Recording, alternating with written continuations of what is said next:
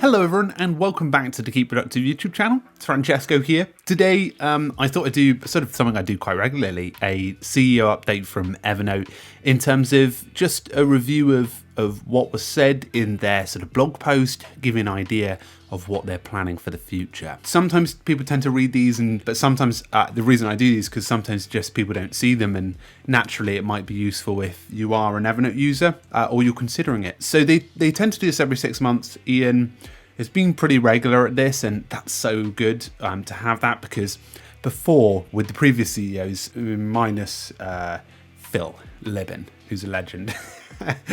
Let's get Phil on the Keep Productive channel. You tended to get updates, but you didn't get with the last CEO.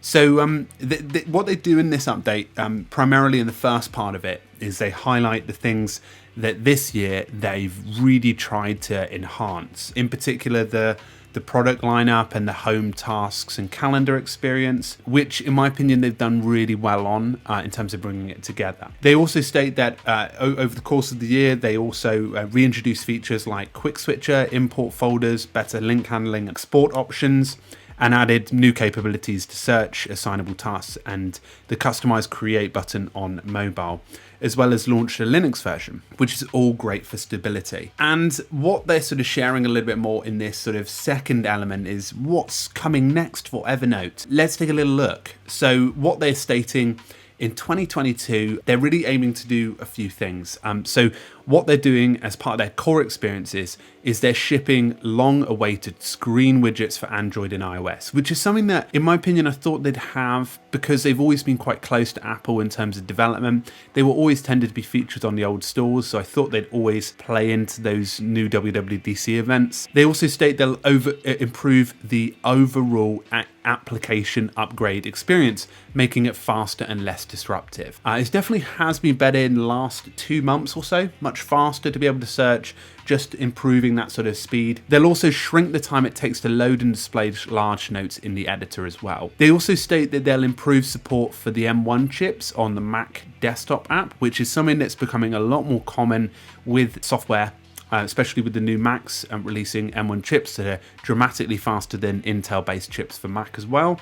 And also, most importantly, said over the course of the year, they'll continue their multi-year journey to make a more reliable, faster and more modern architecture for the backbone of Evernote. Now, they have honed in a little bit in this update that they're going to be really introducing some new and better calendar experiences. And I actually released a video fairly recently overviewing some of the ways that the calendar can be better for meetings. So they're also excited to announce updates in the coming weeks. They expect to launch notification support for connected Google Calendars, apparently validated by both users, tests, and internal Evernote. They'll give you a nudge when it quickly opens or create notes for upcoming meetings so that you don't have that disconnect between a meeting and your notes that are created. And also for their existing calendar users, the feature will work automatically and you'll be able to fine tune that within the widget setting as well. Then they'll turn their attention over to extending the Google Calendar support, starting with managing schedules on Office 365. So calendar seems to be a big focus. It was the first on their list here. And the second focus is tasks.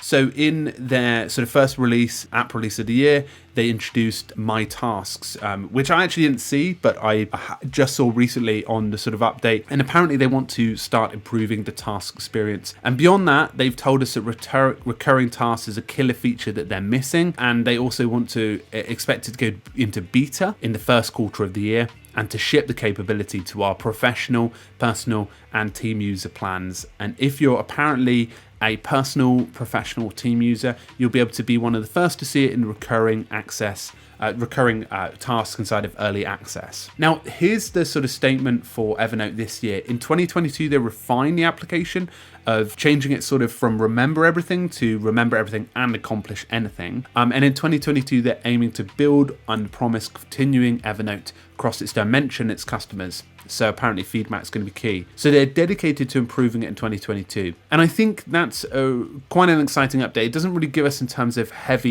big hitter features, but they never do sort of tell you what the big heavy hitter features.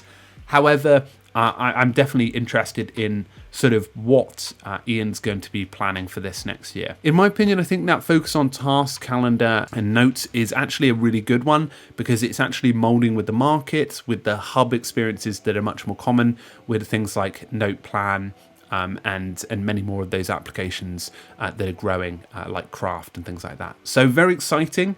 Let's see where Evernote goes this year. Hopefully this is just a recap of what they're planning and gave you an idea of what Evernote are doing in the background. Obviously, it'd be great to hear whether you're excited for any of these specific things, so feel free to comment below with your thoughts. Anyway, a big thanks to Ian for keeping us updated, as per normal, keeping me busy. And hopefully over the next couple of weeks, I'll have some new features to go through and talk through on here on Keep Productive. Anyway, folks, a big thank you, and I'll talk to you all very soon. Cheerio.